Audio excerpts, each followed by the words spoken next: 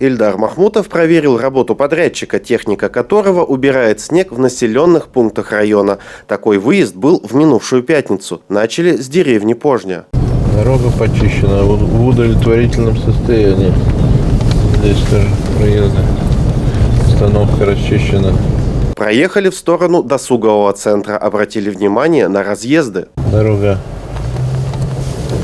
такая, что две машины не проедут.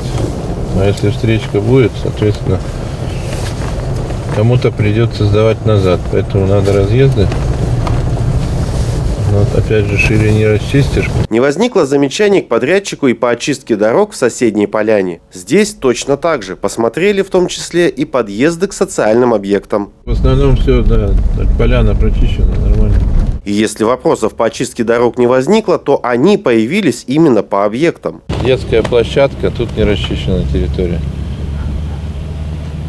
То есть надо разобраться, кто этим должен заниматься и почему не чистят территорию. Для чего мы тогда их строим, да? Для чего их включаемся в эти программы, народные бюджеты, благоустройство. В завершении объезда Ильдар Махмутов отметил, что подрядчик все свои обещания выполняет. И Пожнюю поляну проехали, посмотрели, действительно все расчищено, дорога расчищена. Сегодня вот ездят, уже посыпают песком, подъемы, гололед, где местами есть. Так что подрядчик выполняет свои обещания, ну и мы тоже, соответственно, проверяем, да? Верим на слово, но решили перепроверить. Доверяй, но проверяй.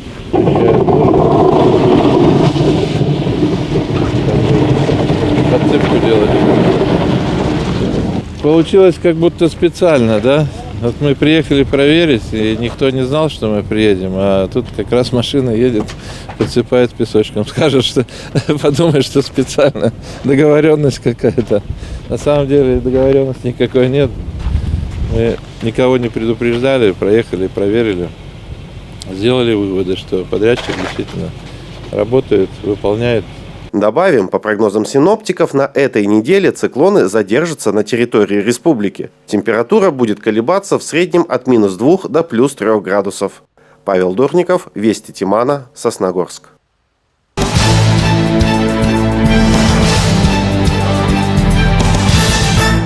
В администрации Сосногорского района обсудили один из самых наболевших для жителей муниципалитета вопрос – что делать с безнадзорными собаками? Участниками дискуссии стали представители всех слоев общества – чиновники, депутаты, общественники, сотрудники правоохранительных органов, представители организаций, занимающихся отловом животных, а также зоозащитники. Хотелось бы вот на сегодняшнем совещании обсудить данный вопрос. Вот, может, у кого-то есть предложения, которые мы все потом внесем в протокол совещания. И данный протокол и данные предложения мы направим дальше, значит, в республику, Государственный совет республики, главе республики, для того, чтобы также рассмотрели наши предложения и тоже подумали, как это дальше с этим вопросом, значит, заниматься. Проблема с безнадзорными собаками в Сосногорском районе решается в полном соответствии с федеральным законом об ответственном обращении с животными, и никак иначе. В соответствии с ним собак отлавливают, стерилизуют и выпускают на волю. В этом году муниципалитет получил на эти цели из республиканского бюджета 4 миллиона 600 тысяч рублей. Управлением ЖКХ с начала 2023 года был заключен и сейчас уже исполнен один муниципальный контракт, значит, на оказание услуг по обращению с животными без владельцев, обитающими на территории муниципального района Сосногорск, где подрядной организацией было отловлено 26 животных без владельцев собак, из которых 7 это на территории ПГТ Нижний Одес и 19 на территории города Сосногорска. Также управлением ЖКХ были размещены 3 аукциона на оказание услуг по обращению с животными с начала года. Это на сумму 2 миллиона 100, на сумму 1 миллион и на сумму 2 миллиона.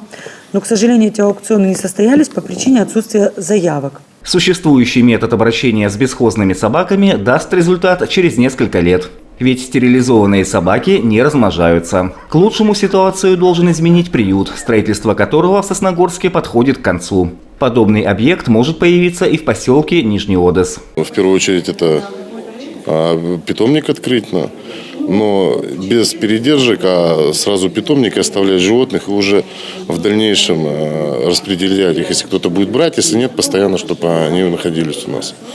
Вот. Также отлов, все. Однако ситуацию осложняют действия недобросовестных жителей города и поселков. Пусть даже из добрых побуждений они подкармливают собак, которые в результате сбиваются в стаи, привыкают к новому месту жительства и защищают его. Мы против того, чтобы животных кормили и устраивали кормушки вблизи школ, садиков, а подчас так и есть около магазинов, потому что животное живет там, где есть ореол обитания и питания. Если не будет питания, животное уйдет с этого места. Кормить все равно люди будут, и бабушки сердобольные будут, и мы тоже кормим. Но опять-таки нужно кормить не в черте города. Еще одна проблема – собаки на самовыгуле. Подрядчик сетует. Иногда заявку невозможно отработать. Животные на территории действительно есть, но они в ошейниках. Был инцидент, который был около кадетской школы. Даже фотография была у нас, помним мы. Там порядка 18 голов собак. Наша бригада выехала посмотреть.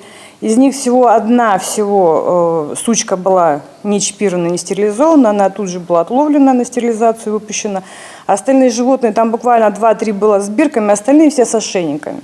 С ошейниками животные не подлежат отлову и стерилизации, потому что это считается хозяйская собака просто на самовыгуле. Решение озвученных проблем упирается в нормы законодательства.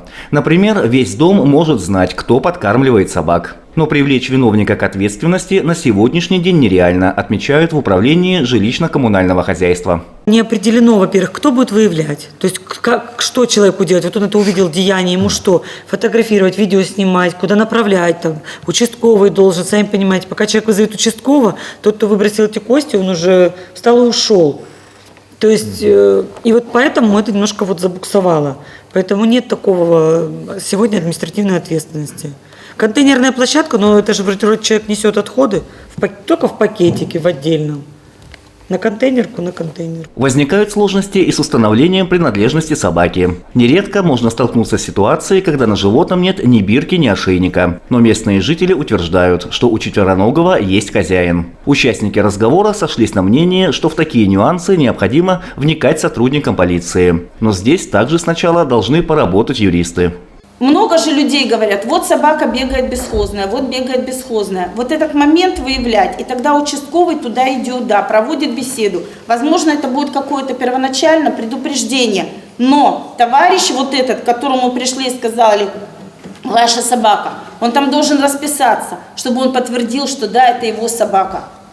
Со слов, тоже я соглашусь, что он может сказать, да не моя, не буду ничего писать, понимаете? Но может быть, если какая-то работа участкового, опять я связывалась с общественным инспектором в Ухте. Она говорит, была такая практика, что когда ходили, выносили предупреждение, но на следующий раз это должен быть штраф. Предложений о том, что делать с собаками, было высказано много. Паспортизация, выпуск далеко за городской чертой, принятие решения об эвтаназии. Все это обсуждается не только в Сосногорске, но и по всей России.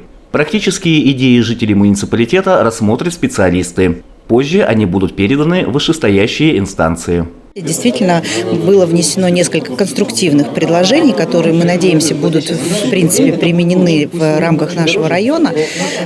Поэтому такие мероприятия необходимо проводить, и действительно необходимо с общественностью и с депутатами района обсуждать возможные перспективы решения каких-либо проблем. Свои предложения о том, как решить вопрос с собаками, может высказать любой житель муниципалитета. Отправлять их можно в управление жилищно-коммунального хозяйства или на личную страницу исполняющего обязанности главы Сосногорского района Ильдара Махмутова ВКонтакте. Андрей Калиничев, Павел Дурников, Вести Тимана, Сосногорск.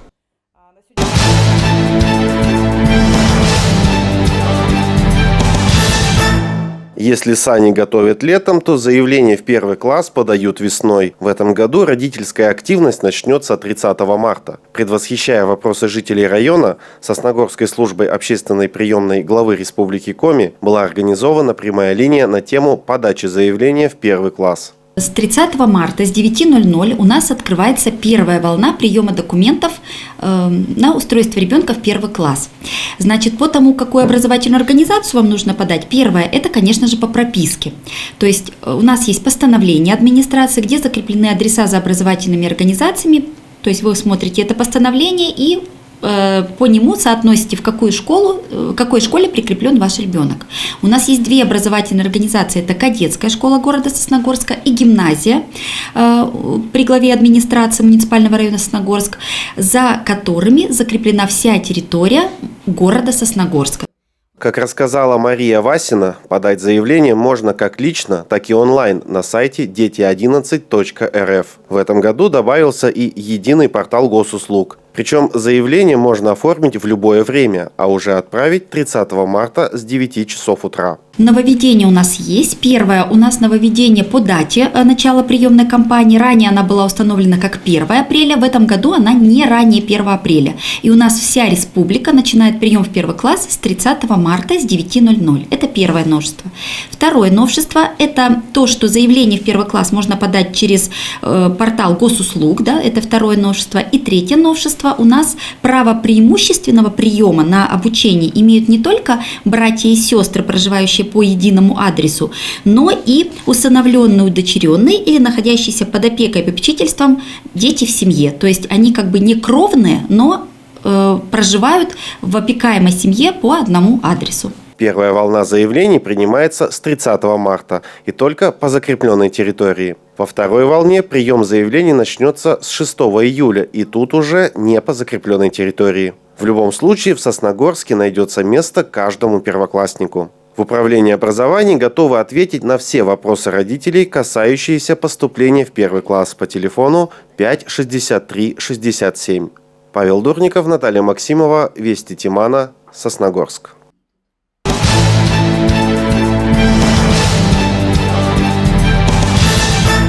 Муниципальный этап конкурса «Живая классика» собрал на этой неделе любителей художественного слова в библиотеке имени Якова Рочева. Все конкурсанты лучшие в своих учебных заведениях. Все прошли отбор в школьных этапах конкурса. И вот волнительное событие – жеребьевка. Первой выпало выступать десятикласснице Сосногорской школы номер 1 Яне Сауниной. Как призналась сама Яна, она даже немного испугалась. Я когда тянулась за бумажкой, хоть бы не один, увидела цифру 1, такая, там 11. 1.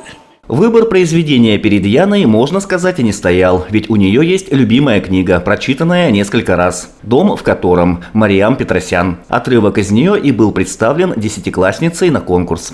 Скажи, пожалуйста, курильщик, почему ты не сопротивляешься, когда тебя бьют? Я поперхнулся дымом. Кто? Я? Ну да. Кран за спиной сфинкса подтекал, и подол рубашки промок. Светло-бирюзовая рубашка сделала его глаза еще зеленее.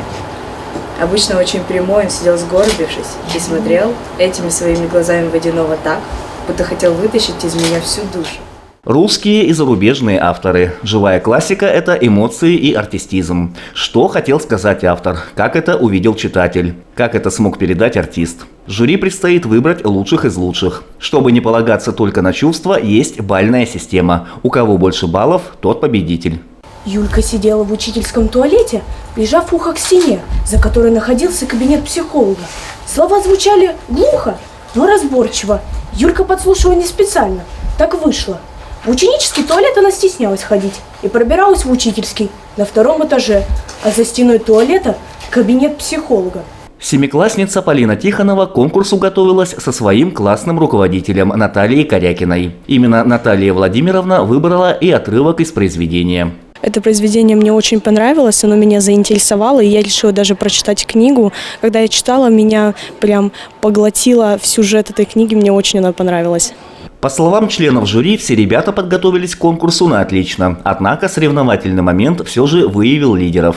В этом году первое место заняла учащаяся Сосногорской школы номер 3 Марьяна Бырканова. На втором месте София Шонина из 2-й школы. Третье место у Елизаветы Попковой из школы номер 3. Андрей Калиничев, Наталья Максимова, Павел Дурников, Вести Тимана, Сосногорск.